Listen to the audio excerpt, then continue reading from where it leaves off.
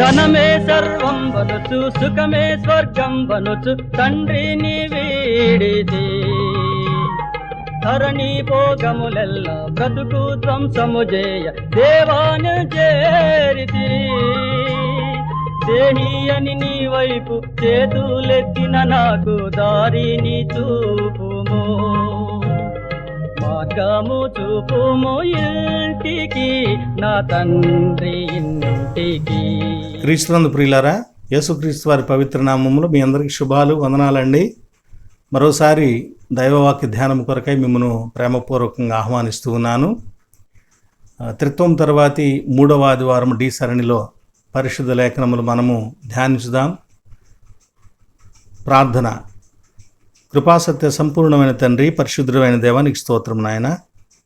మీ వాక్యం ధ్యానం చేసుకున్నట్టుకై మేము ఆశపడుతున్నాం, సిద్ధపడుతున్నాం. కనికరించి పరిశుద్ధ లేఖనమును దాని భావమునకు తగినట్లుగా ధ్యానించినట్లు బలమును, జ్ఞానమును, వివేకమును, పరిశుద్ధమైనటువంటి తలంపులను మీ దాసునికి మీరు అనుగ్రహించుమని, యెహోవా మా ఆశ్రయదుర్గమా, నా విమోచకుడా, నా నోటి మాటలు, మా అందరి హృదయ ధ్యానములు ఈ సమయమున మీ దృష్టికి అంగీకారములుగా ప్రసాదించుమని యేసుక్రీస్తు వారి పేరట వేడుకొంచున్నాం తండ్రి, ఆమేన్. మన తండ్రి అయిన దేవుని నుండి, ప్రభు అయిన యేసుక్రీస్తు నుండి కృపయు సమాధానములు మీకు కలుగును గాక, ఆమేన్. ప్రియులారా, డి సరణిలోని త్రిత్వం తర్వాతి 3వ ఆదివారం నాకై ఏర్పాటు చేయబడిన పరిశుద్ధ లేఖనములు 3 పాఠములు ఏమిటంటే, యెషయా గ్రంథము 12వ అధ్యాయము, పత్రిక పాఠ్యభాగముగా అపోస్తుల కార్యముల గ్రంథము 3వ అధ్యాయము 1 నుంచి 16 వచనాలు, లూకా సువార్త 11 నుంచి 32 వరకు ఉన్నటువంటి లేఖనము. పాత నిబంధనలో రక్షణాధారభూతుడైనటువంటి దేవుడు అనేటువంటి సంగతిని గురించి తెలియజేయబడుతుంది. అపోస్తుల కార్యముల గ్రంథంలో సొలొమోను మంటపములో కుంటివాడిని పేతురు, యోహాన్లు నజరేయుడైన యేసు నామమున బాగు చేయటాన్ని గురించి తెలియచేయబడుతుంది. ఇక సువార్త పాఠ్యభాగంలో నుంచి ఒక వాక్యాన్ని మనం చదువుదాం.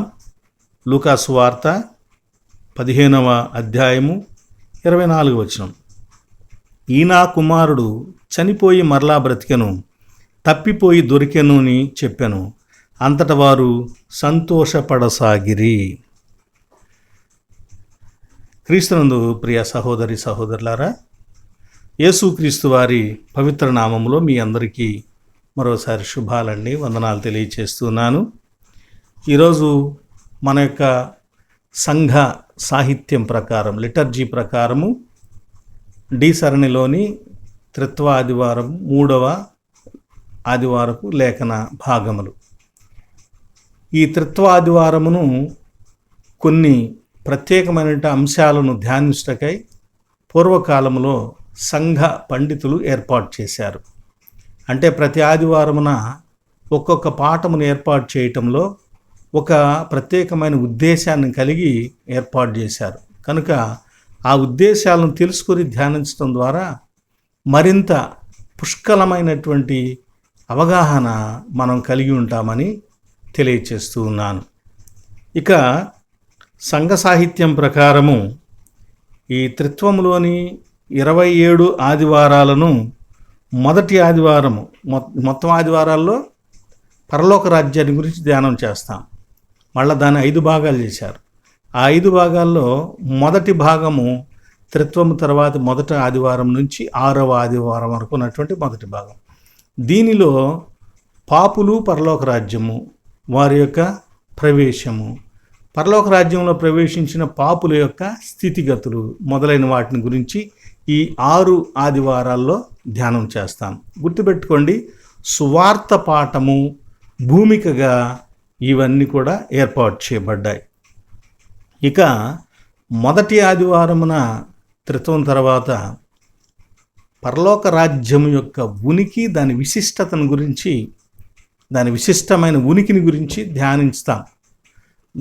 అందుకోసమే ఆ రోజున పరలోక రాజ్యము ఆవగింజను పోలి ఉందని, పరలోక రాజ్యము ఒక స్త్రీ తీసుకొని 3 కుంచముల పిండి పులిసి పొంగు వరకు దానిలో పెట్టిన పుల్లని పిండిని పోలి ఉన్నదని తెలియచేయబడుతుంది.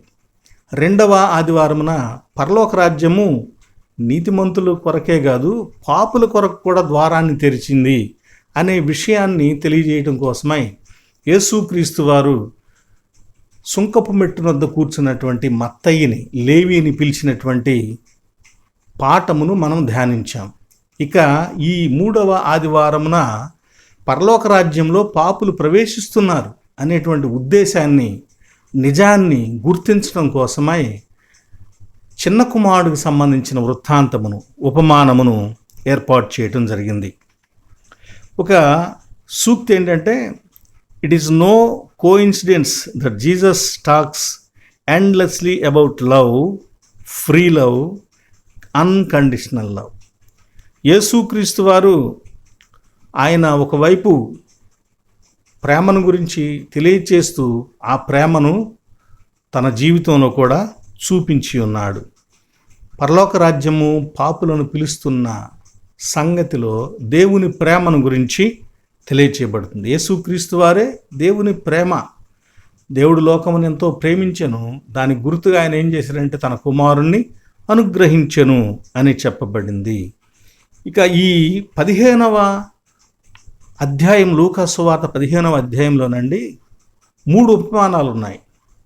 ఈ 3 ఉపమానాలు వరుస క్రమం ఎలా ఉంటుందంటే, మొదటి నుంచి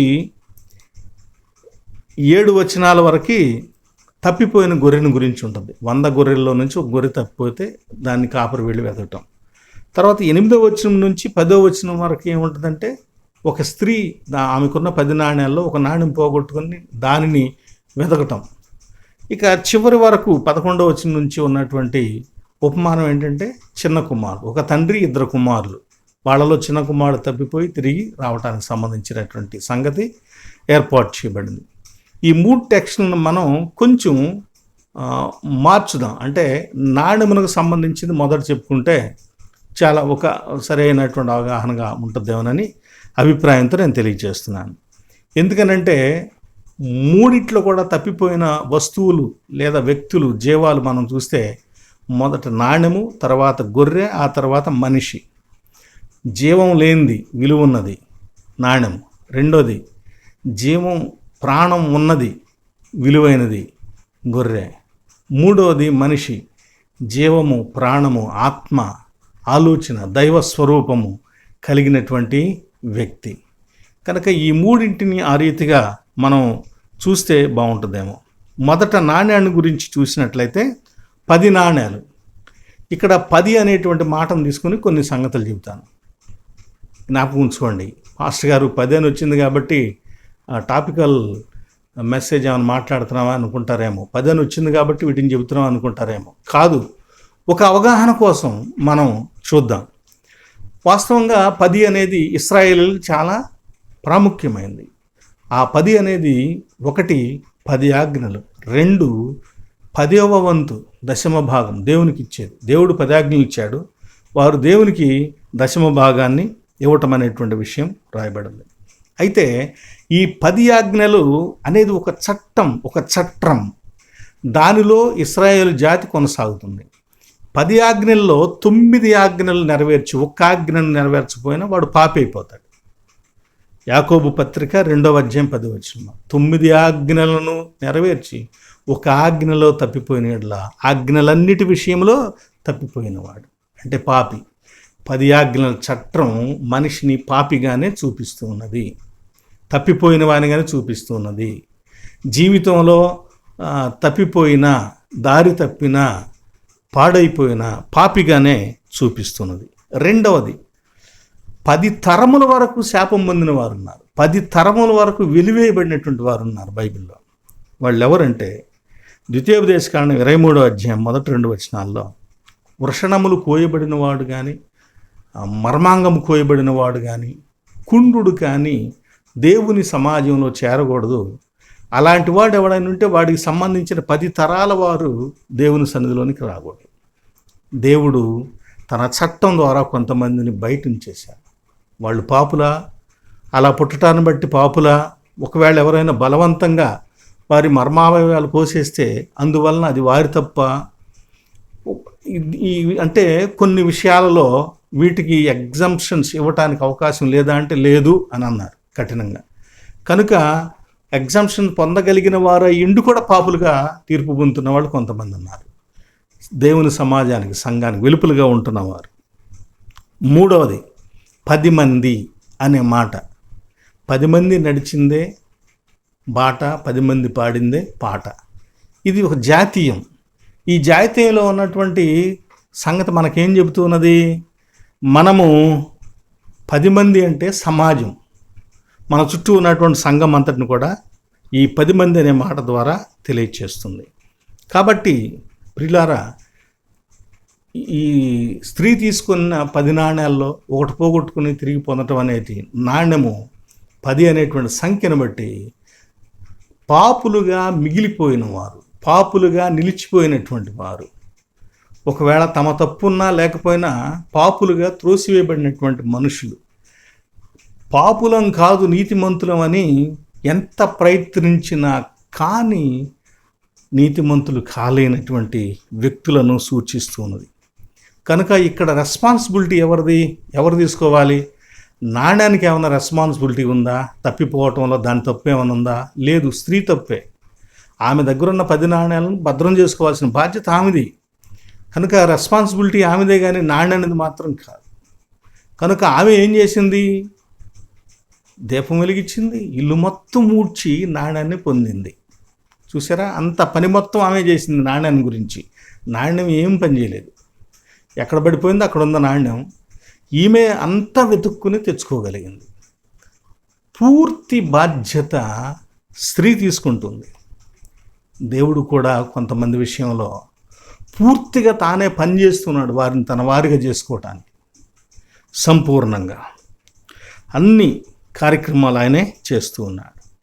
కనుక ప్రియ స్నేహితులారా, రెస్పాన్సిబిలిటీ దృష్టిలో మనం చూసినట్లయితే లోకమును తన దగ్గరకు తెచ్చుకోవటానికి దేవుడు, ఆ మనిషి నరుడు దేవుని దగ్గరికి రావటానికి దేవుడే సమస్త కార్యాన్ని సంకల్పించింది ఆయనే, జరిగించింది కూడా ఆయనే.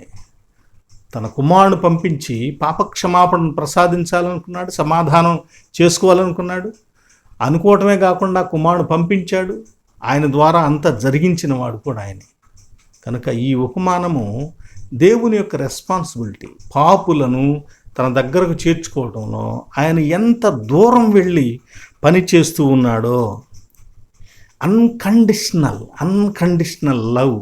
ఇక్కడ ఆయన ఏ కండిషన్ లేకోకుండా ప్రేమను చూపిస్తూ బాధ్యతను తీసుకుంటూ పని చేస్తున్నటువంటి దేవునిగా మనం చూడవచ్చు. రెండవది తప్పిపోయిన గొర్రె ఉపమానం. ఈ తప్పిపోయిన గొర్రె ఉపమానంలో గొర్రెకు జీవం ఉంది, ప్రాణం ఉంది, దానికి కొంత ఆలోచన ఉంది, మనంత లేకపోయినా. కాపరి ఎవరో తెలుసు, త్రోవ కూడా తెలుసు ఆయన వెనక్కి వెళ్ళాలని.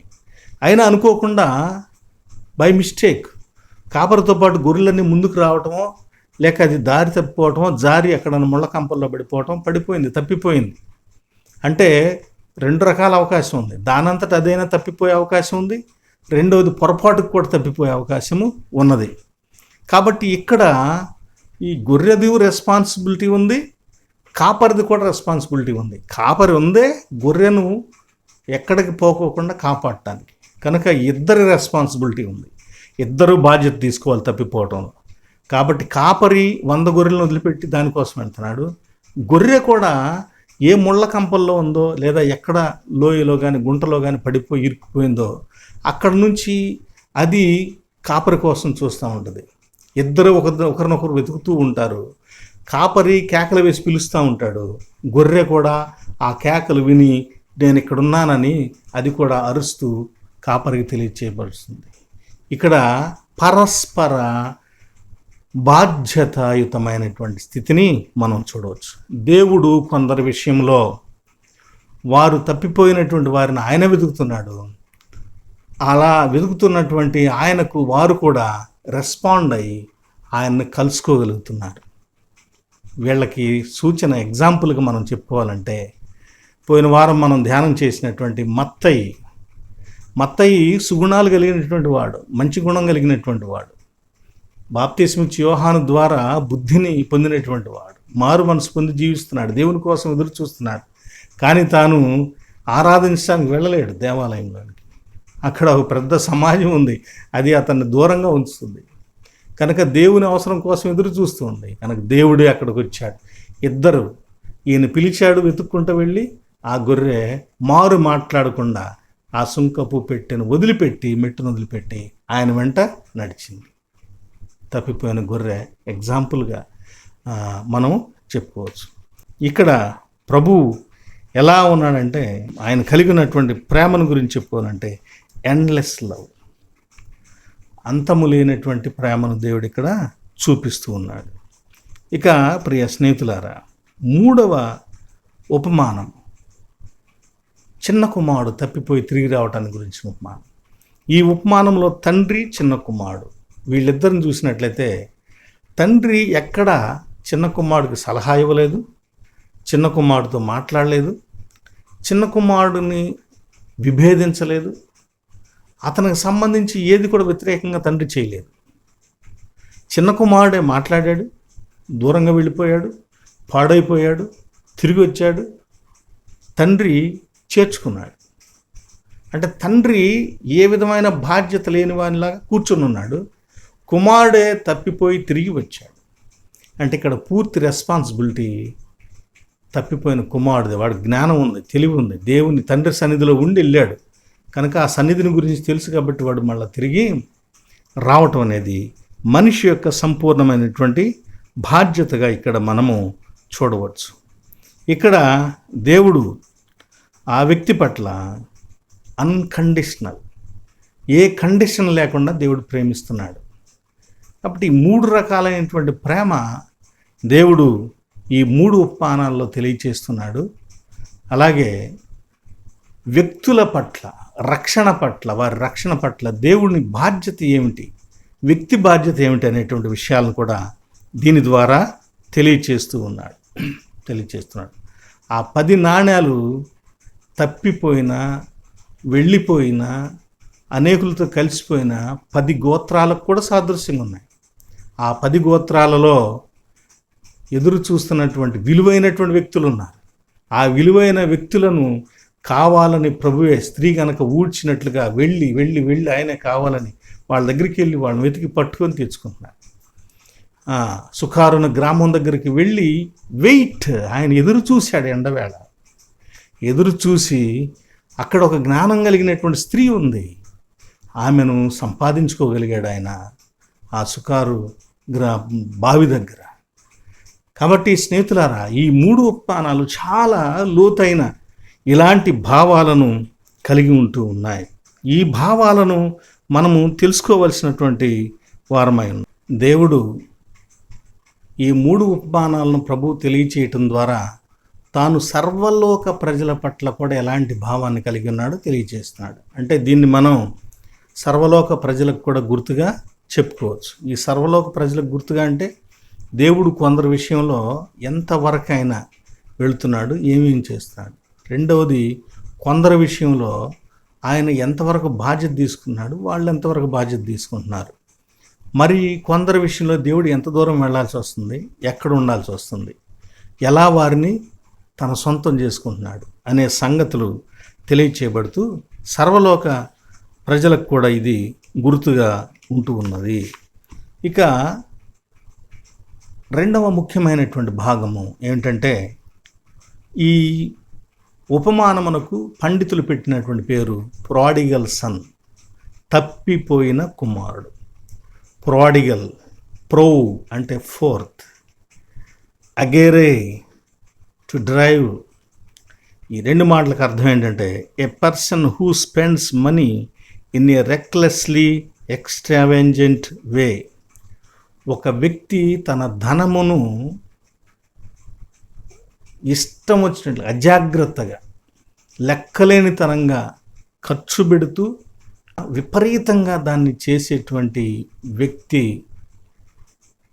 వాడికి పెట్టే పేరు ప్రాడిగల్. ఈ చిన్న కుమారుడికి కూడా పెట్టినటువంటి పేరు అదే, ప్రాడిగల్ కుమారుడు. దీనిలో 3 వ్యక్తులు ఉన్నారు ముఖ్యంగా. ఒకటి తండ్రి, 2 కుమారులు, మొత్తము 3 వ్యక్తులు. తండ్రి ఎలాంటి వాడు, తండ్రి ఈ బిడ్డలతో ఎలా ఉంటాడు అని మనం ఒకసారి చూసినట్లయితే ఈ తండ్రి దగ్గర నో అనే పదం లేదు. నో అనే పదం లేదు. మొదటిగా తండ్రి దగ్గర నో అనే పదం లేదు. చిన్న కుమారుడు అడిగాడు, ఇచ్చేశాడు. వెళ్తానన్నాడు, ఫోన్ ఇచ్చేశాడు. మళ్ళీ వస్తాన్నాడు, వద్దనలేదు, స్వీకరించాడు. పెద్ద కుమారుడు వెళ్ళిపోతానన్నాడు, అతన్ని కూడా అతను మాత్రం బ్రతిమలాడాడు పెద్ద కుమారుడు. ఇక ఇలాంటి నో అనే మాట చెప్పని తండ్రి, ఇలాంటి తండ్రిని అందరూ కావాలని కోరుకుంటారు కదా. పేదరికంలో ఉన్న తండ్రి ఎన్నిసార్లు నో అని చెప్తాడో, తన బిడ్డలు అడిగినటువంటి వాటికి ఎన్నిసార్లు తన మనస్సును చంపుకొని నో అని చెప్తాడు కదా పేదరికంలో ఉన్నటువంటి తండ్రి. ఇక్కడ సుసంపన్నమైనటువంటి తండ్రి కనుక ఆయన నో అనే మాట చెప్పడు. రెండవదిగా ఈ తండ్రి ఎ ఫ్రెండ్లీ ఫాదర్, స్నేహపూర్వకమైన భావాలు కలిగినటువంటి తండ్రి. ఈయన తన బిడ్డల పట్ల ఒక స్నేహితునిలాగా వ్యవహరిస్తూ ఉన్నాడు. అంటే వాళ్ళు మనసు విప్పి ఆయనతో ఏమైనా చెప్పుకోవచ్చు, వాళ్ళు కూడా ఒక స్నేహితులాగా వారితో కూడా తండ్రి మాట్లాడుకోవచ్చు. ఇలాంటి భావాలు ఉన్నటువంటి తండ్రి పిల్లలు చాలా తక్కువగా ఉంటూ ఉంటారు. ఎక్కువ మంది పిల్లలు భయపెట్టడం కోసం, వాళ్ళను ఒక కంట్రోల్ చేయటం కోసం అలాగా వారి ముందు గంభీరంగా ప్రవర్తిస్తూ ఉంటారు. మూడవదిగా లిబరల్ ఫాదర్, స్వేచ్ఛ, స్వాతంత్రం. ఈ పిల్లలు ఏం చేయాలో ఏం చేయకూడదో తండ్రిగా తాను నేర్పుతాడు. కానీ చేస్తాడా చేయడా అనేది ఆ పిల్లవాడికే స్వేచ్ఛ స్వాతంత్రం ఇస్తాడు. ఇది దైవ లక్షణం, దేవునికి ఉండే లక్షణం. ఆయన ఆదాము అవ్వలకు మంచి చెడులు తెలివినిచ్చే వృక్షాన్ని ఇచ్చాడు, జీవవృక్షాన్ని ఇచ్చాడు, ఇతర ఆహార ఫలాలను కూడా ఇచ్చాడు. అయితే ఇది తినొద్దు, ఇది తింటే నువ్వు చనిపోతావు, అది తింటే నీకు జీవం కలుగుతుంది, ఇది నీ ప్రాణానికి మంచిది అని చెప్పాడు. తినటమా తినకుండా ఉండటమా అనేది నిర్ణయించుకోవాల్సిన స్వేచ్ఛ ఎవరికి ఇచ్చాడంటే ఆదాంకి అవ్వకి ఇచ్చాడు. దేవుడు వెంటుండి కర్ర పట్టుకుని ఆ పని చేయొద్దు ఈ పని చేయొద్దని, పశువులను కనుక మనం తోలుకొని వెళ్ళినట్టు మల్ల వేసినట్టుగా మల్ల వేసి నా పశువులు మంచివి, నా బిడ్డలు మంచోళ్ళు అని చెప్పడు ఆయన. ఆయన స్వేచ్ఛ స్వాతంత్రాన్ని ఇచ్చి ఎవడు ఆయన మాట ప్రకారం నిలుస్తాడో వాడిని మెచ్చుకుంటాడు, ఎవడు నిలవడో వాడికి కావాల్సినటువంటి పనిష్మెంట్ కూడా ఆయన ఇస్తాడు. నాలుగవదిగా ఎ లవ్వింగ్ ఫాదర్. తండ్రి అంటే మామూలుగా ప్రేమ కదండి, తల్లి తండ్రి అంటే ప్రేమ. ఈయన కూడా చాలా ప్రేమ కలిగిన తండ్రి. బిడ్డల విషయంలో చాలా ఉన్నతమైనటువంటి ప్రేమను ప్రదర్శించాడు. వాళ్ళు ఏదడిగినా కాదనడు. పెద్ద కుమారుడు వెళ్ళిపోతుంటే వెళ్ళి బ్రతిమలాడాడు.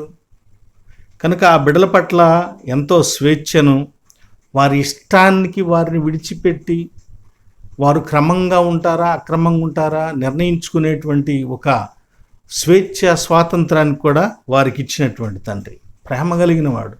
బిడ్డలనే కాదు, ఎంతోమంది పనివారిని కూడా కరువులో పోషిస్తూ ఉన్నటువంటి వాడు. ఇలాంటి మంచి తండ్రి ఆయన, మంచి తండ్రి.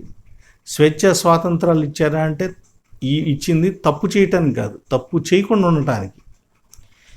ఇక రెండవ విషయం ఏంటంటే దీనిలో చిన్న కుమారుడు, పెద్ద కుమారుడు కూడా చెప్పుకోవాలి మనం.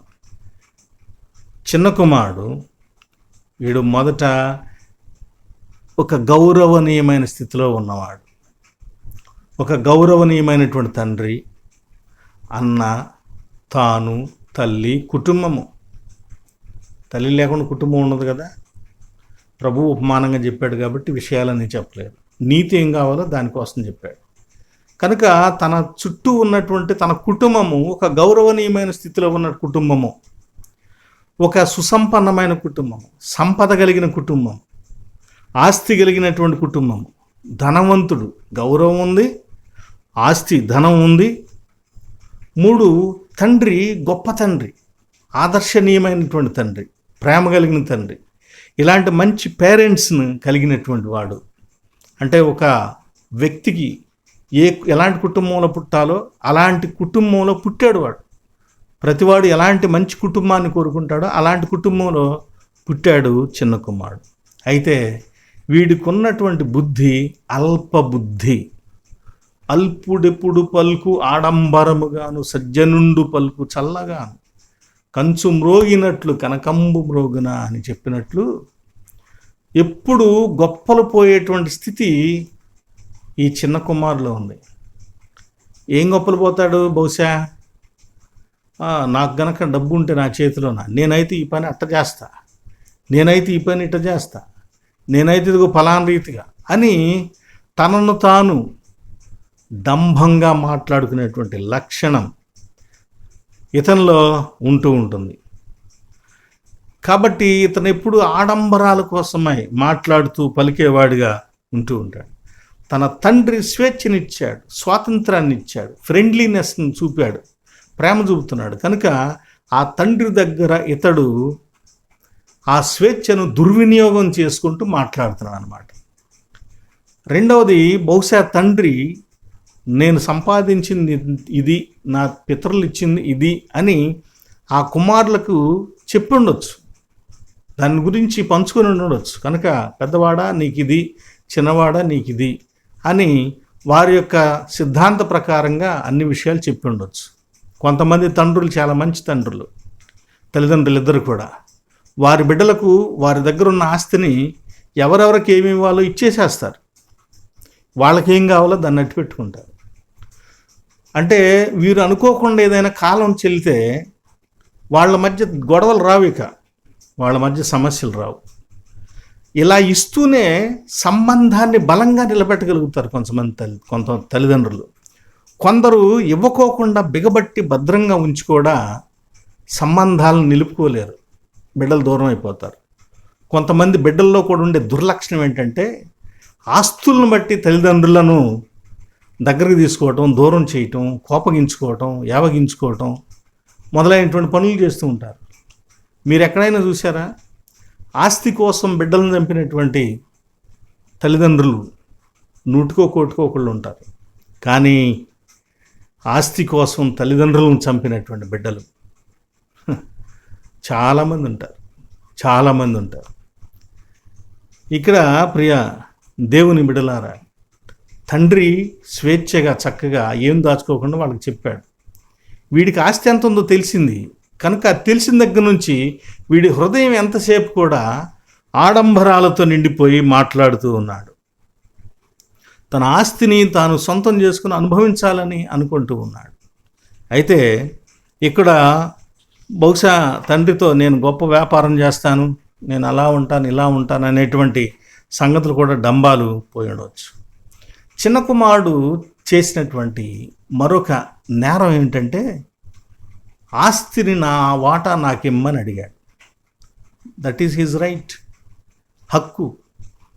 అయితే ఒక గొప్ప విషయం, హక్కులను అడిగేవాడు బాధ్యతలను ముందు నెరవేర్చాలి, తెలుసుకోవాలి. బాధ్యతలు లేనప్పుడు హక్కులు కూడా ఉండవు. బాధ్యతలు నాకొద్దు, హక్కులు మాత్రమే కావాలంటే దానిని ఏ కోర్టు కూడా సమర్థించకూడదు కూడా, ఒకవేళ చట్టాలు ఎట్లన్నా ఉన్నాయి. కానీ నేను వ్యక్తిగా కోరుకుంటున్నది అది. తల్లిదండ్రుల బాధ్యత వీడు తీసుకోవాలా. ఆ తల్లిదండ్రుల పట్ల నేను విధేయుడై ఉంటాను, మిమ్మల్ని పరామర్శిస్తాను, మీకు తోడుగా ఉంటాను అనేది బాధ్యత వీడు తీసుకోలేదు. వాళ్ళ దగ్గర నుంచి ఆస్తిని మాత్రం లాక్కొని వాడు ఇష్టం వచ్చినట్టు వెళ్ళిపోయాడు, ఎక్కడికో వెళ్ళిపోయాడు. ఈ తల్లిదండ్రులు ఏమైపోవాలి మరి? కనుక వీరి బాధ్యతను వాడు నెరవేర్చలేదు. దేవుడిచ్చినటువంటి ఆజ్ఞ, 4వ ఆజ్ఞ, నీ తల్లిని నీ తండ్రిని సన్మానించుము అనేటువంటి ఆ మాటను వీడు నెరవేర్చక పాపైపోయాడు. ఆస్తిని పంచుకుని బాధ్యతలను పంచుకోలేదు. తర్వాత పెద్ద స్వార్థపరుడు, తన వాటాను తాను అడిగాడు. తల్లిదండ్రులను చూడటంలో కూడా తనకు వాటా ఉంది అని తాను భావించలేదు. మా గురువుగారు ట్రైనింగ్లో ఒక చిన్న సూక్తి చెప్పేవాడు, LLTT అని. అంటే looking to London but talking to Tokyo అని. చూపులేమో లండన్ వైపు చూస్తున్నాయి, మాటలేమో టోక్యో నగరంతో మాట్లాడుతూ ఉన్నాయని చెప్పేసాను. అంటే మనసు ఒకవైపు, మనిషి ఒక చోట అనేటువంటి అభిప్రాయం. మనం కూడా చెబుతూ ఉంటాం కదా, కాపురం కావల్లో కన్నులు కొల్లేరు మీద అని చెప్పేసి మాట్లాడుతూ ఉంటారు కదా. అంటే కాపురం ఉందేమో కావల్లో ఉన్నారు, కానీ వాడి చూపులన్నీ ఎక్కడున్నాయి? కొల్లేరు మీద ఉన్నాయి అన్నమాట. మనిషి ఒక చోట, మనసు ఒక చోట. ఈ చిన్న కుమారుడు కూడా తల్లిదండ్రుల మధ్యలో ఇంటిలో ఉన్నాడు, కానీ వీడి దృష్టి అంతా దూరం దేశం మీద ఉంది. వీడి చుట్టూ తల్లిదండ్రులు ఉన్నాడు, వాడి హృదయంలో మాత్రం దూరదేశం ఉంది. తండ్రి ఇంటిలో ఉన్నప్పుడు వాడి హృదయం నిండా ఆ దూర ప్రాంతం, అక్కడ ఉన్నటువంటి సుఖం, సౌఖ్యం, ఏదో గొప్ప వ్యాపారం చేసి లాభం సంపాదించుకుంటాను, గొప్ప సుఖ సౌఖ్యాలకు ఉంటాను అనేటువంటి అభిప్రాయం వాడిలో ఉంది. కనుక ఇతడు చేసినటువంటి మరో తప్పు ఏంటంటే ఈ సరెండర్డ్. అతడు తనను తాను వశం చేసుకున్నాడు. ఎవరికి? తల్లిదండ్రి దగ్గర నుంచి ఆస్తి సంపాదించుకున్న తర్వాత ఎవరికి వశం చేసుకున్నాడంటే తనలో ఉన్నటువంటి దూరదేశపు దురాశకు తనను బానిసగా చేసుకున్నాడు. తనను తాను అప్పగించాడు. తన హృదయం నిండా దాన్ని నింపుకున్నాడు. ఆ తరువాత లోక సుఖాలకు తనను అప్పగించుకున్నాడు. ఆ తరువాత దుష్టులు, క్రూరులైనటువంటి స్నేహితులకు తాను వశమైపోయాడు, లొంగిపోయాడు. ఆ తర్వాత వేశ్యలకు తనను వశపరుచుకున్నాడు, తనను అప్పగించుకున్నాడు. అంటే వాడి జీవితం మొదట తండ్రి ఇంటిలో ఉన్నప్పుడు హృదయంలోకి దురాలోచన వచ్చింది. ఆ తరువాత అది కొంతమంది స్నేహితులను సమకూర్చింది. అది తనకు కావలసినటువంటి, తండ్రి దగ్గర కావాల్సినటువంటి అవసరం ఏముందో ఆ ధనాన్ని విడగొట్టి తీసుకునేటట్టు చేసింది. ఆ ఆశ తన స్నేహితులతో కూడా కలుపుకుని ఈ ధనాన్ని తీసుకుని ఈ చిన్నవాడిని ఆ దూరదేశానికి తీసుకుని వెళ్ళింది. అక్కడ దుర్వ్యాపారం చేయించింది. ఆ దుర్వ్యాపారంలో అతడు పోగొట్టుకున్నాడు. వేశ్యలతో కూడా గడిపి తన యొక్క జీవితంలో తండ్రి ఇచ్చినటువంటి ఆస్తి మొత్తాన్ని కూడా నాశనం చేశాడు. ఇది చిన్న కుమారుడి జీవితం నాశనం అవటానికి అతని హృదయములో సాతానుడు ఉంచినటువంటి గాలం. ఆ గాలము దురాశ, ఆశ అనేటువంటిది వాడి హృదయంలో నిండిపోయింది. ఆశలతో నశించిపోయిన వారు మనం బైబిల్లో ఎంతోమందిని చూస్తాం. ఆశ, మీరు దేవుళ్ళ వలె ఉంటారు, దేవతల వలె ఉంటారని చెప్పగానే అవ్వమ్మ టప్పని కాయ కోసుకుని తింది, ఆదాము కూడా ఇచ్చింది. మీరు వెనక్కి చూడొద్దు, ముందు చూస్తూ వెళ్ళమనంటే లోతు భార్య వెనక్కి తిరిగి చూసింది. మీరెవ్వరూ అక్కడున్న వస్తువులు తీసుకోవద్దు అని అంటే ఆకాను వెండిని, వస్త్రాన్ని తీసుకున్నాడు.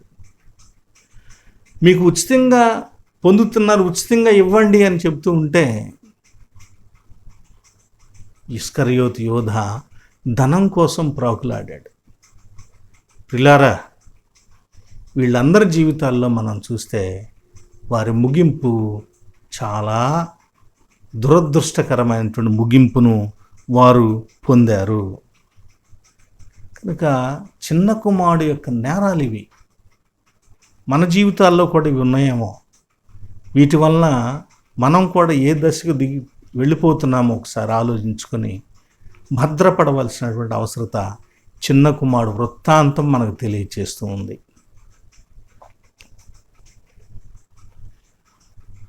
అదేవిధంగా తల్లిదండ్రుల మధ్యలో నుంచి స్నేహితుల మధ్యలోనికి వెళ్ళిన ఈ చిన్న కుమారుడు పందుల మధ్యలోనికి వెళ్ళిపోయాడు. చివరి తల్లిదండ్రులు, వారిని విడిచిపెట్టి స్నేహితులు, ఆ తర్వాత వేశ్యలు, ఆ తర్వాత పందులు.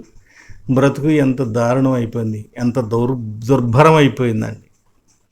ప్రియులారా, జాగ్రత్త. సహోదరులారా, నీ ఇంటిలో ఉండేటువంటి సౌఖ్యాన్ని, నీ ఇంటిలో ఉండేటువంటి ఆనందాన్ని, నీ గృహములో దేవుడు నీకు సమకూర్చి ఇచ్చినటువంటి ఆనందాన్ని విడిచి పరుగులెత్తొద్దు. కొంతమంది స్నేహితులు చాలా మంచి వాళ్ళ వలె నటిస్తూ మనలను నాశనం చేసేవారు ఉంటారు. మనం నాశనం అయ్యే వరకు కూడా ప్రేమను, లాలిత్యాన్ని నటించేవారు ఉంటారు. కనుక జాగ్రత్తగా ఉండాలని చిన్న కుమారుడి లాంటి జీవితంలోకి అడుగు పెడుతున్న సహోదరి సహోదరులను ప్రేమతో దైవ సేవకునిగా బ్రతిమలాడుచూ ఉన్నాను. వాస్తవంగా ఈ ఉపమానాలన్నిటిలో కూడా తప్పిపోవటం ఎలా జరిగిందనే విషయాన్నంతా మనం ధ్యానం చేయాల్సిన అవసరం లేదు. ప్రభువు చెప్పాలనుకుంటున్న విషయం ఏంటంటే తిరిగి అవి ఎలా అది ఎక్కడ ప్రారంభమైంది అనే దాని గురించి చెప్పాలనుకోండి. అవి తిరిగి ఎలా వచ్చాయి అనేటువంటి సంగతి చెప్పాలనుకున్నాడు. తిరిగి రావటంలో చిన్న కుమారుడు బుద్ధి వచ్చినప్పుడు అనే మాట అతని గురించి రాయబడింది.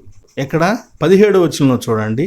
అయితే బుద్ధి వచ్చినప్పుడు వాడు నా తండ్రి యొద్ద ఎంతోమంది కూలివాండ్రకు అన్నము సమృద్ధిగా ఉన్నది, నేనైతే ఇక్కడ ఆకలికి చచ్చిపోవచ్చున్నాను. పందులు తినేటువంటి పొట్టును వాడు తినాల్సి వచ్చింది. ఒక తుమ్మకాయలు లాంటివి కొన్ని ఉంటాయి, అవి పందులు ఎక్కువగా తింటాయి. వాటిని పందుల కోసం భద్రం చేశారు. కరువు వచ్చింది, వీడికి అన్నం లేదు, పని ఉంది కానీ అన్నం లేదు. పని అయితే ఇచ్చారు కానీ ఆహారం లేదు, ఉచితంగా చేయాల్సిందే పని. ఆహారం కూడా లేకుండా చేసే పని ఇంతకంటే దౌర్భాగ్యం ఏముందండి జీవితంలో? పని చేయించుకొని ఆహారం పెట్టనటువంటి యజమానులు కూడా ఉంటారా? ఉంటారు. దేవుడు అలాంటి వాడు కాదు. దైవత్వాలోచన కలిగిన మంచి యజమానులు అలాంటి వాళ్ళు కాదు. వారి పనివారి పట్ల దయాదృష్టిని కలిగి ఉండేవారిగా ఉంటారు. అక్కడ ఆ పందులతో పాటు కలిసి సహవాసం చేయటానికి, అతడు పందుల దగ్గర ఆహారం తీసుకోవటానికి కూడా హక్కు లేని వాడైపోయాడు. తండ్రి దగ్గర సగం ఆస్తి, అన్న జ్యేష్ఠత్వం పోను మిగిలినటువంటి సగం ఆస్తి తాను దౌర్జన్యంగా సంపాదించుకోగలిగాడు. కానీ ఇక్కడ పని చేసి కూడా కూలి సంపాదించుకోలేకపోయాడు. చివరికి భోజనం కూడా సంపాదించుకోలేకపోయాడు. దొరకపోతే దొరకపోయింది. పందులు అంటే లోకంలో నీచమైన దానిగా చెప్పబడినటువంటి అపవిత్రమైనటువంటి ఆ పంది తినే ఆహారం కూడా తినటానికి వీడికి హక్కు లేకుండా పోయిందంటే మానవతా విలువలు ఎంత దారుణమైన స్థితిలో ఉంటాయో పాపుల మధ్య మనము చూడవచ్చు. వ్యాపారము, దౌర్జన్యము, దోపిడీ మొదలైన అక్రమాలు పెరిగిపోయేటువంటి లోకంలో ప్రేమకు తావు లేదు. అతిక్రమము విస్తరించుట చేత ప్రేమ చల్లారిపోయింది అని చెప్పినటువంటి మాట ఇక్కడ మనకు స్పష్టమవుతున్నది. వీడిలో బుద్ధి వచ్చిందండి. When he coming to him అనేటువంటి మాట, తనలోకి తాను తిరిగి వచ్చాడు. ఇన్నాళ్ళు తాను లేడు, ఇన్నాళ్ళు తనలో దూరదేశం, కోరికలు, ఆశ, సంతోషం, వేశ్యలు, స్నేహితులు, వ్యాపారం మొదలైనవి. ఇప్పుడు వాడు బయట ఉన్నాడు. ఎంతవరకు వాడు ఇప్పుడు వచ్చాడు, లోపలికి వచ్చాడు. అప్పుడు అనుకుంటున్నాడు when he coming to him, బుద్ధి వచ్చినప్పుడు అనే మాట. When he coming to him, ఎప్పుడైతే వాడిలోకి వాడు వచ్చాడో వాడికి స్పృహ వచ్చిందో, అవగాహన వచ్చిందో, బుద్ధి వచ్చిందో. తండ్రి గుర్తొచ్చాడు, తండ్రి ప్రేమ గుర్తొచ్చింది, తండ్రి కౌగిలి గుర్తొచ్చింది, తండ్రి అభిమానం గుర్తొచ్చింది, తండ్రి ఆప్యాయత గుర్తొచ్చింది, తండ్రి యొక్క అన్కండిషనల్ లవ్ వీడికి గుర్తొచ్చింది. కనుక వెళదాం, ఇక్కడ బ్రతికే బ్రతుకు అక్కడ బ్రతుకుదాం. ఇక్కడ ఎలాగైతే సేవకుడిగా ఉంటున్నానో అక్కడ అలాగే సేవకుడిగా ఉంటాయి. ఇక నాకు హక్కు లేదు, నా హక్కులన్నీ పోగొట్టుకుని వచ్చాను, నాకు ఇక ఆస్తి లేదు ఆ ఇంట్లో ఉండటానికి, ఓ పనివాడిగా ఉంటానని చెప్తానని వెళ్ళాను. ఎప్పుడైతే వాడు తన గురించి తాను ఆలోచించడం మొదలుపెట్టాడో అప్పుడు తండ్రిని గురించి ఆలోచించాడు. పాపంలో ఉన్నటువంటి సహోదరుడా, సహోదరి, నిన్ను గురించి నువ్వు సక్రమంగా ఆలోచించడం మొదలు పెడితే నీవు దేవుని గురించి ఆలోచించడం ప్రారంభిస్తావు. కాబట్టి మనము మొదట మన గురించి, మన స్థితిని గురించి, మన పతనాన్ని గురించి మనం ఒకసారి ఆలోచించుకోవాలి. అప్పుడు దేవుని గురించి ఆలోచించేటువంటి మనలో ఆధ్యాత్మిక ప్రారంభం, వెలుగు అప్పటి నుంచి ఇక మొదలవుతుంది. కనుక అతడు తండ్రి దగ్గరికి వెళ్ళిపోతాను. పశ్చాత్తాపం వచ్చేసింది, ఇక దైవిక లక్షణాలను వచ్చేస్తున్నాయి. దేవునితో కలుసుకోవడానికి కావాల్సిన లక్షణం పశ్చాత్తాపం. నేను నీ కుమారుని కాదు, నీకును దేవునికి పరలోకానికి వ్యతిరేకంగా నీ ఎదుట పాపం చేశాను అని ఒప్పుకుంటానని. అంటే హృదయంలో మార్పే కాదు, తన మాటల్లో, తన యొక్క చేష్టల్లో కూడా నేను కూలివాడిగా ఉంటానని మార్పు వచ్చేసింది. తగ్గించుకున్నాడు. తన యొక్క హక్కు తనకు లేదని తన నీచమైన స్థితిని బట్టి ఆలోచించుకొని అతను అక్కడికే వెళ్ళటానికి ఆశపడ్డాడు. బట్ అక్కడ ఒక అన్న ఉన్నాడు. ఆ అన్న, అతను రూల్స్ ఉన్నాయి, అతనికి కొన్ని పద్ధతులు ఉన్నాయి. తండ్రికి లోబడి జీవిస్తున్నాడు, కుటుంబ బాధ్యతలను మోస్తూ ఉన్నాడు, తండ్రి ఆస్తిని ఇంకా అతడు డెవలప్ చేస్తున్నాడు, పనిచేస్తూ ఉన్నాడు, నమ్మకంగా ఉన్నాడు, బాధ్యతలు కలిగి ఉన్నాడు. అతడు ఈ బాధ్యతలు లేని వాడిని ఒప్పుకోలేడు. రూల్స్ పాటించేవాడు రూల్స్ పాటించిన వాడిని ఒప్పుకోలేడు. వీళ్ళిద్దరి మధ్య ఎప్పుడు జగడం ఉంటానే ఉంటుంది. కనుక వాడు వీడిని అంగీకరించలేడు. అక్కడ శత్రువు ఉన్నాడు. కానీ ఈ చిన్న కుమారుడు వాడిని చూడట్లేదు, అన్నని చూడట్లేదు, తండ్రిని చూస్తున్నాడు. కనుక తండ్రిని చూసినప్పుడు వాడి హృదయం పరుగులెత్తా ఉంది. ఒకవేళ అన్నం చూస్తే వాడి హృదయం వెనక్కి తిరిగిపోతుందేమో. ఎంత ఘోరం, ఎంత బాధాకరం పిల్లారా. తండ్రి వైపు చూస్తూనే అన్నను కానీ ఎవరిని లెక్క చేయకుండా వెళ్ళిపోతూ ఉన్నాడు. తండ్రి కూడా ఇక్కడున్న రూల్స్ పాటిస్తున్న కుమారుడిని చూడట్లేదు, పనివాళ్ళని చూడట్లేదు. ఎవరిని చూస్తున్నాడంటే దారి వైపు చూస్తున్నాడు. తన చిన్న కుమారుడు ఎప్పుడు తిరిగి వస్తాడని వాడి కోసం చూస్తున్నాడు, ఎదురు చూస్తూ ఉన్నాడు.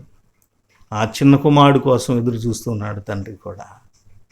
ఇద్దరూ ఒకరి పట్ల ఒకరు ఎదురు చూపు చూస్తూ ఉన్నారు. దూరంగా ఉండగానే ఒకవేళ పని వాళ్ళు త్రోసివేస్తారేమో, ఏంటయ్యా నువ్వు లోనికి వచ్చావు, అన్న అడ్డం వచ్చి పంపించేసేస్తాడేమో, వాడు మళ్ళీ నాకు దొరకడు అని తండ్రి ఎప్పుడు ఎదురు చూస్తూ ఉన్నాడు. పరుగులెత్తి వాడి మెడ మీద పడి కౌగిలించుకొని ముద్దులు పెట్టాడు. అంటున్నాడు వాడు అప్పుడు, తండ్రి నేను పరలోకానికి నీకు వ్యతిరేకంగా పాపం చేశాను, నీ కుమారుని అనిపించుకోవడానికి నాకు హక్కు లేదు, నీ సేవకులలో ఒకటిగా ఉంటాను, నాకు భోజనం పెట్టు. తండ్రి వాడి మాటలేం పట్టించుకోవట్లేదు. వెంటనే ప్రశస్త వస్త్రమును, కాళ్ళకు చెప్పులను, చేతికి వేలికి ఉంగరాన్ని, తైలమును, ఒక కుమారుడికి ఉండవలసినటువంటి ఆధిక్యతలన్నిటినీ కూడా ఆయన తిరిగి ఇచ్చేస్తున్నాడు. ఈ హక్కు లేనివాడు, ఆస్తి లేనివాడు, తన ఆస్తి తీసుకొని వెళ్ళిన వాడికి ఎలా తండ్రి ఇస్తున్నాడంటే ఇక్కడ నో కండిషన్స్. ఈ తండ్రి దగ్గర నో అనేది లేదు, అన్కండిషనల్ లవ్. కనుక ఆ ప్రేమే వాడిని లాక్కొచ్చింది. తండ్రి దగ్గర ఉన్నటువంటి ఆ యాక్సెస్, ఆ అంగీకరించేటువంటి భావమే వాడిని పాపం నుంచి, దూరం నుంచి తండ్రి ఇంటికి తీసుకుని వచ్చింది. ఒక పాపి తిరిగి రక్షింపబడటానికి దేవుని దగ్గరున్న బలమైన ఆకర్షణ, గ్రేస్, కృప. తండ్రి కృపకు సాదృశ్యం. అయితే ఆ సంతోషంలో పెద్ద కుమారుడు చూసి, నేను ఇన్నాళ్ళు నీకు పని చేస్తాను, ఏ రోజైనా ఒక చిన్న మేకపిల్లని ఇచ్చావా? ఇవ్వలేదు కదా. వాడు ఆస్తినంతా పాడు చేసి వాడు వస్తే వాడికి సమస్తం ఇస్తావా? వాడితో కలిసి సంతోషంగా గంతులు వేస్తారా, ఆనందిస్తారా? దీన్ని నేను అంగీకరించను. ఇది పద్ధతికి, చట్టాలకి, మన రూల్స్కి ఇది అగ్నెస్ట్. నువ్వు ఇలా ప్రవర్తించకూడదు తండ్రి అని వెళ్ళిపోతూ ఉన్నాడు అలిగి. ధర్మశాస్త్రోపదేశకులు, చట్టం, రూల్స్, రెగ్యులేషన్స్, వాడింట్లోకి రావటానికి వీల్లేదు. నేనే ఉండాలి ఇక్కడ, ఇది నాకే హక్కు. యూదులు చట్టాన్ని బహుబలముగా ఉపయోగిస్తూ ఉంటారు, మాట్లాడుతూ ఉంటారు. ఆ యూదులు యేసు క్రీస్తు వారు పాపులనందరినీ తన దగ్గరకు చేర్చుకోవటాన్ని అంగీకరించలేక విమర్శిస్తూ ఉన్నారు. నువ్వు ఇలా చేయటం తప్పు అని ఆయన్ని అది తప్పుగా చూపిస్తూ ఉన్నారు. మేము వాళ్ళని తప్పుటోళ్ళం, వాళ్ళు పాపులు, వాళ్ళు పనికిరాని వాళ్ళు, వాళ్ళు దేవుని సన్నిధికి రాకూడని వాళ్ళు అని మేము వాళ్ళని తోసేసాం. నువ్వు కానీ వాళ్ళతో కలిసి కూర్చుంటున్నాం, వాళ్ళకి దేవుని మాటలు చెబుతున్నావు. వాళ్ళకి దేవుని మాటలు వినే హక్కు లేదు, వాళ్ళు వినకూడదు, కానీ నువ్వు వెళ్ళి చెబుతున్నావు. ఇక్కడ చట్టము, కృప లా అండ్ గ్రేస్, ఈ రెండిటి మధ్య కూడా క్లాష్ వచ్చింది. కృప చట్టాన్ని కూడా అడుగుతుంది, వెళ్ళిపోవద్దు, ఇక్కడే ఉండు, నాదంతా నీదే, నాదంతా నీదే. వీడు చనిపోయి తిరిగి బ్రతికాడు. హీ ఈజ్ యువర్ బ్రదర్ కనుక వాడిని మనం మళ్ళా కోల్పోకూడదు, వాడి పట్ల ప్రేమ చూపించుదాం. ఈ వివాదంలో, కోర్టు లాంటి ఆ గృహంలో, ఈ సన్నివేశంలో, ఈ కేసులో కృప గెలిచింది. దేవుడు కృప, తండ్రికి అందుకే చెప్పుకున్నాడు తనని, పరలోక రాజ్యం కృప. కృప అనే ద్వారాన్ని తెరిచి పాపులను లోనికి ఆహ్వానించుకుంటూ ఉంది. చట్టం అంతవరకు అలా ఉండాల్సిందే, ధర్మశాస్త్రం అలా ఉండవలసిందే. వీళ్ళకి కావలసిన పరిష్కారం అంతా ఈ కృప చేస్తుంది. కృప సత్య సంపూర్ణుడు యేసుక్రీస్తు వారు దీనిని అంతా చేశాడు. అందుకే ఆయనే ఈ వృత్తాంతం చెబుతున్నాడు. ఇక్కడ నాకు ఒక చిన్న డౌట్ అండి. ఈ వృత్తాంతంలో తండ్రి ప్రేమ ప్రధానమైంది కదా, తండ్రి హీరో, నాయకుడు అసలు. కానీ అందరూ చిన్న కుమారుడు నాయకుడు అంటారేంటి? వాడు బాధ్యతలు లేకుండా వెళ్ళిపోయాడు, తండ్రి ఆస్తిని తీసుకుని వెళ్ళి నాశనం చేశాడు. వేశ్యలు, చండాలపు స్నేహితులు, దూరదేశము, ఇవన్నీ కూడా దుర్లక్షణాలు కలిగిన వాడిని ఎలా హీరో అంటారు, ఎలా నాయకుడిగా చెబుతారు? అసలు ఈ వృత్తాంతానికి తప్పిపోయిన కుమారుడు అనే పేరు ఎందుకు పెడతారు? ఒక విలన్ వాడు. అలాంటి విలన్ పేరుని హీరోలాగా చేసి ఎందుకు ఇక్కడ చెబుతున్నారు? పిల్లారా, మనం పెట్టిన పేరు కాదు, ఆయన పెట్టాడు ఆ పేరు. ఈ ఉపమానం చెబుతుంది ఎవరు? ఆయన. దేవునికి తప్పిపోయి తిరిగి వచ్చేవాళ్ళు, ఆయనే హీరో, ఆయన కథలో ఆయనే నాయకుడు. కానీ నాయకులుగా తప్పిపోయి తిరిగి వచ్చిన తన బిడ్డలకు ఆధిక్యతనిస్తున్నాడు. అన్నీ గెలిచినటువంటి ఒక విజేత మెడలో గనక పథకాన్ని వేస్తే ఆ విజేత తీసి తన ఎదుట ఉన్న వ్యక్తికి వేస్తే, ఎస్, ఇక్కడ దేవుడు నాయకుడు. కానీ ఆయన నాయకులకు ఎవరిని చూస్తున్నాడంటే, గొప్పవారికి ఎవరిని చూస్తున్నాడంటే తప్పిపోయి తిరిగి వచ్చినవాడు. గుర్తుపెట్టుకో, తప్పిపోవటం అందరికి ఉన్న లక్షణం, తిరిగి రావటం కొందరికి ఉన్న లక్షణం. ఆ తిరిగి వచ్చే వాళ్ళే రియల్ హీరోస్. పరిశుద్ధ గ్రంథము వారిని గొప్పవారిగా చేసి చూపిస్తుంది. ఇది మనం చెప్పాలి, ఆయనే చెప్పాడు, తండ్రే చెప్పాడు, దేవుడే చెప్పాడు. చిన్న కుమారుడు వాడి గొప్ప విషయాన్ని గురించి. సహోదరులారా, ఆ చిన్న కుమారుడు, నువ్వు నేను రెండు భాగాలు, పెద్ద కుమారుడు, చిన్న కుమారుడు. మనుషులంతా రెండు భాగాలుగా దీనిలో చెప్పాడు ప్రభు. పెద్ద కుమారుడు చట్టమును, ధర్మశాస్త్రమును పాటించేవారికి, చిన్న కుమారుడు ధర్మశాస్త్రానికి వెలుపల జీవిస్తున్నటువంటి దేవునికి దూరమైపోయిన ప్రజలకు గుర్తుగా ఉన్నాడు. ఈ ధర్మశాస్త్రం ఏమంటుందంటే, ధర్మశాస్త్రోపదేశకులు ఏమంటున్నారంటే, దేవుని దగ్గరకు రావాలంటే మా యొక్క బలులు, సిద్ధాంతాలు, పద్ధతుల ప్రకారమే రావాలి. మేము త్రోసివేస్తే వాళ్ళు అక్కడే ఉండాలి, పాపులుగానే చచ్చిపోవాలి. కానీ కృప ఏమంటుందంటే, నాకు వీళ్ళు కావాలి, వీళ్ళు కావాలి, మీరు కావాలి, వీళ్ళు కావాలి. వాళ్ళు మీ యొక్క ధర్మశాస్త్ర పద్ధతిలో నుంచి మీరు చూస్తుంటే పాపులు, కానీ నేను చూస్తూ ఉంటే నా పద్ధతిలో అందరూ పాపులే. కనుక మీ అందరి కోసమే నేను ఈ లోకానికి వచ్చి ఈ యాగమంతటిని కూడా చేస్తూ ఉన్నాను అని శిలువ యాగమును చేసి తన ప్రేమను చూపి, తన ప్రేమతో ఆయన మనుషులను ఆకర్షించుకుంటూ ఉన్నాడు. ప్రియులారా, పరలోక రాజ్యములో పాపులు ఆ రీతిగా ప్రవేశిస్తూ ఉన్నారు. మీకంటే ముందుగా వేశ్యలు, పాపులు పరలోక రాజ్యములో చేరుతారు, సుంకర్లు చేరతారని చెప్పినట్లుగా ప్రభు ఇక్కడ తప్పిపోయినటువంటి చిన్న కుమారుడు, సమాజం చేత నెట్టివేయబడినవాడిగా కనిపించే చిన్న కుమారుడు, తిరిగి వచ్చినటువంటి గొప్ప మారు మనసు పొందిన వ్యక్తికి సాదృశ్యం. మన జీవితాలు కూడా పొరపాట్లు చేస్తూ ఉంటాం. తిరిగి దేవుని దగ్గరికి రావటమే గొప్ప విషయం. తప్పిపోవటం ఏదో ఒక రూపంలో అందరి జీవితంలో ఉంటుంది, కానీ తిరిగి రావటం కొంతమంది జీవితంలో ఉంటుంది. తిరిగి వస్తే కుమారుడవు, అన్నీ తిరిగి పొందుతావు. రాకపోతే అన్నింటినీ పోగొట్టుకుంటావు, నిత్య నరకానికి వెళ్ళిపోతావు. స్నేహితుడా, తప్పిపోయిన కుమారుడు వృత్తాంతం తిరిగి రావటాన్ని మనకు ప్రేరేపిస్తున్నది. పరలోక రాజ్యంలో పాపులు ప్రవేశించండి అని మనల్ని ఒత్తిడి చేస్తూ ఉంది పరలోక రాజ్యం. ఆ పిలుపుకు లోబడి మనము మన పొరపాటు జీవితాల నుంచి దేవుని వైపుకు మళ్ళీ. డాక్టర్ మార్టిన్ లూథర్ గారు అంటారు, వీఆర్ సేవ్డ్ సిన్నర్స్. ఇతడు పాపే గాని రక్షింపబడ్డాడు. రక్షింపబడినటువంటి పాపిగా తన తండ్రి ఇంట్లో ఉన్నాడు.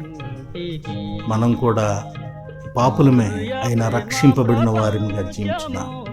అలాంటి జ్ఞానము, సహాయము దేవుడు ఇవ్వటానికి ఎప్పుడు సిద్ధంగా ఉన్నాడు. మనం పుచ్చుకోవటానికి కూడా ఆయన మనకు సహాయం చేయను గాక. ఆమేన్.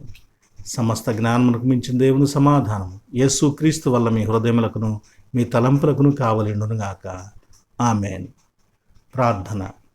గుర్తుపెట్టుకోండి, ఈ వీడియోను తక్కినటువంటి సహోదరులకు కూడా, మీకు తెలిసిన గ్రూపుల్లో కూడా షేర్ చేయండి, లైక్ చేయండి, సబ్స్క్రిప్షన్స్ కూడా చేయించండి. అలాగే దైవ సేవకుని కుటుంబం కోసం కూడా జ్ఞాపకం చేసుకుని ప్రార్థన చేయాలని మిమ్మల్ని కోరుతున్నాను. ప్రార్థన. పరిశుద్ధమైన తండ్రి, కృపగలిగిన దేవానికి వందనాలు. ఈరోజు నాయన తప్పిపోయిన కుమారుడు వృత్తాంతమును గురించి, పరలోక రాజ్యంలో పాపులు ప్రవేశిస్తూ ఉన్నారని, పరలోక రాజ్యంలో పాపులు ప్రవేశించబడటానికి దేవుడు పరిపూర్ణమైన ప్రేమ అనే ఆకర్షణను చూపిస్తూ ఉన్నాడని, ఆయన కృప వలన చేర్చుకుంటూ ఉన్నాడని, ఒక వ్యక్తి జీవితంలో ఎన్ని రీతులుగా ఏ రీతిగా తప్పిపోవచ్చున్నాడో, నశించిపోవచ్చున్నాడో ప్రభువా మేము తెలుసుకొని ఉన్నాము. చిన్న కుమారుడు వృత్తాంతము, ఆయన బుద్ధి వచ్చినటువంటి చిన్న కుమారుడు, గొప్ప ఆదర్శప్రాయమైనటువంటి చిన్న కుమారుడు, తప్పిపోయినటువంటి చిన్న కుమారుడు మా అందరికీ గుర్తుగా ఉన్నాడు. మేమందరము కూడా తిరిగి రావటానికి మాకు దారిని చూపించినటువంటి వ్యక్తిగా ఉంటున్నాడు. కనికరించండి. ఆ మార్గము మా రక్షకుడైన యేసయ్య. ఆ యేసయ్య చూపిన మార్గములో మేము తిరిగి మీ దగ్గరకు వచ్చి, మీరు మాకు అనుగ్రహించేటువంటి కుమారత్వమును, ప్రభువా మీరు మాకు అనుగ్రహించేటువంటి అధికారమును, మీరు మాకు అనుగ్రహించేటువంటి రక్షణను, మీరు మాకు అనుగ్రహించే పరిశుద్ధతను, నిత్య జీవమును, పరలోక రాజ్యమును సొంతము చేసుకుని, స్వతంత్రించుకుని దానిలో ఆనందించే భాగ్యం మాకు దయచేయండి. ఏ ఏ పరిస్థితులు, ఏ కారణాలు, ఏ దురాశలు, ఏ స్నేహితులు నాయన ఎవరు మమ్ములను పాపం వైపుకు నడిపిస్తున్నారు, మమ్మల్ని నీచమైన స్థితిలోనికి నడిపిస్తూ ఉన్నారు, అట్టి వారి నుండి తప్పించుకొని తండ్రి మేము మీరు చూపించు నీతి మార్గములో జీవించి మిమ్మల్ని చేరుకునేటువంటి కృప మాకు దయచేయండి. అయ్యా, మీ వాక్యాన్ని విని బిడ్డలను ఆశీర్వదించండి, వారి కుటుంబాలను దీవించండి. వారి వ్యక్తిగత జీవితంలో ఉన్నటువంటి బాధ, సమస్య, కష్టము ఎందువలన కలిగిందో, కారణమేదో కానీ నాయన అట్టి బాధ సమస్యను తొలగించండి. ఆ బిడ్డలకు సమాధానమును దయచేయండి. చిన్న కుమారుని వలె ప్రతి వారిని స్వీకరించి కనికరించి ఆశీర్వదించండి. ప్రభువాన్ని మీ దీవెనలతో సమృద్ధిగా నింపండి. చదువుకొంచిన బిడ్డల జ్ఞానమును, ఉద్యోగస్తులకు కావలసినటువంటి మీ యొక్క కృప, నడిపింపును, సహాయమును, సహకారమును, పని లేక బాధపడుతున్న బిడ్డలకు కావాల్సిన సంపూర్ణ పనిని, చేతి వృత్తులు చేసుకున్న బిడ్డలకు కావాల్సిన పనిని, వ్యవసాయం చేసుకుంటున్న బిడ్డలకు కావాల్సిన మంచి వాతావరణమును, భూసారమును, దీవెనను, అనుకూల పరిస్థితులను అనుగ్రహించండి. చిన్న చిన్న వ్యాపారములు చేసుకున్న బిడ్డలను దీవించు మా ప్రభువా. ఆయన ఉద్యోగం కోసం ఎదురు చూస్తున్న బిడ్డలకు కావాల్సిన మంచి ఉద్యోగాలు దయచేయండి. వివాహముల కొరకు ఎదురు చూస్తున్న బిడ్డలకు మంచి భాగస్వాములను అనుగ్రహించండి. శుభకరమైనటువంటి గడియలు వారి జీవితాల్లో మీరు సంప్రాప్తం చేయమని వేడుకొంచున్నాం తండ్రి. రోగములతో ఉన్న బిడ్డలకు కావాల్సిన ఆరోగ్యమును, నాయన వారికి కావాల్సిన క్షేమమును మీరు అనుగ్రహించండి. ఇదిగో నాయన, నా తండ్రి, ఈ వీడియో చూస్తున్న బిడ్డల్లో కొంతమంది ఫోన్లు చేసి అడిగి ఉన్నారు, వారందరి పేర్లు మీ సన్నిధిలో ఉంచి ఉన్నాను. కనికరించండి, వారందరికీ మంచి ఆరోగ్యం దయచేయండి. కుటుంబాలు కలతలతో బాధపడుతున్న బిడ్డలున్నారు మా ప్రభువా. అట్టి బిడ్డల కుటుంబాల్లో ఉన్న కలతలు తొలగిపోయినా తండ్రి, భార్య భర్తల మధ్య, తల్లిదండ్రులు పిల్లల మధ్య, బంధువుల మధ్య ఉండవలసిన అన్యోన్యత, ప్రేమ, మమకారములు బలపడినట్లు కృప దయచేయండి. అపవాది క్రియలను నాశనం చేసి వారి కుటుంబాల్లో, వారి జీవితాల్లో శాంతి సమాధానాలు మీరు దయచేయండి. ఆయన మరి తిరిగి మరలా స్కూల్స్ ప్రారంభించబడుతున్నాయి నా తండ్రి. విద్యార్థులందరూ నాయన చక్కగా ఈ సంవత్సరం అంతా కూడా చదువుకొని మంచి ఉత్తీర్ణత సాధించే కృప, జ్ఞానము, వివేకము, మంచి ఆరోగ్యము అన్ని రోజులు వారికి కావాల్సిన మీ కాపుదలను అనుగ్రహించి ఆశీర్వదించండి. వారికి లెసన్ చెప్పేటువంటి టీచర్స్ను మీరు దీవించండి మా ప్రభువా. నా తండ్రి, వారు మంచి పాఠములు చెప్పి బిడ్డల అభ్యున్నతికి పాటుపడుతుండగా వారందరికీ వారి కుటుంబాలను కూడా దీవించమని వేడుకొంచున్నాం. నూతనంగా ఏర్పడినటువంటి గవర్నమెంట్ల ద్వారా మా ప్రభువా క్రైస్తవ సంఘానికి మేలులు దయచేయండి. మా దేశానికి, రాష్ట్రానికి కూడా ఆశీర్వాదం అనుగ్రహించి ఆశీర్వాదకరమైన పరిపాలన మీరు అనుగ్రహించమని వేడుకొంచు ఉన్నాం. ఇదిగో నా తండ్రి, దుఃఖములో, వేదనలో ఉన్న బిడ్డలందరూ కూడా కనికరించి సమాధానంతో నింపమని మీ కృపా సహాయం అనుగ్రహించమని, అడగరాని మేము అడుగుతున్నామో క్షమించిన ఆయన, అడగలేకపోతున్న ప్రతి మంచి ఈవిని మాకు దయచేయమని యేసుక్రీస్తు వారి పుణ్యనామమున ప్రార్థించుచున్నాం తండ్రి. ఆమెన్. పరలోకమందున్న మా తండ్రి, నీ నామము పరిశుద్ధపరచబడునుగాక, నీ రాజ్యము మాకు వచ్చునుగాక, నీ చిత్తము పరలోకమందు నెరవేరుచున్నట్లు భూమి యందు నెరవేరునుగాక. మా అనుదిన ఆహారం నేడు మాకు దయచేయము. మా ఎడల అపరాధము చేసిన వారిని మేము క్షమించి ఉన్న ప్రకారము మా అపరాధములను క్షమించుము. మమ్మను శోధనలోనికి తేక దుష్టుని తప్పించుము. రాజ్యము, శక్తియు, మహిమ నిరంతరం నీవై ఉన్నవి తండ్రి. ఆమెన్. మన పరమ తండ్రి అయిన దేవుని ప్రేమయు, ప్రభు అయిన యేసుక్రీస్తు వారి కృపయు, పరిశుద్ధాత్మ దేవుని యొక్క అన్యోన్య సహవాసము సదా మీకు తోడయండి, మిమ్మల్ని ఆశీర్వదించునుగాక. Amen, amen, amen. మీ అందరికి వందనాలు. దేవుడు మిమ్మల్ని ఆశీర్వదించునుగాక. సెలవు.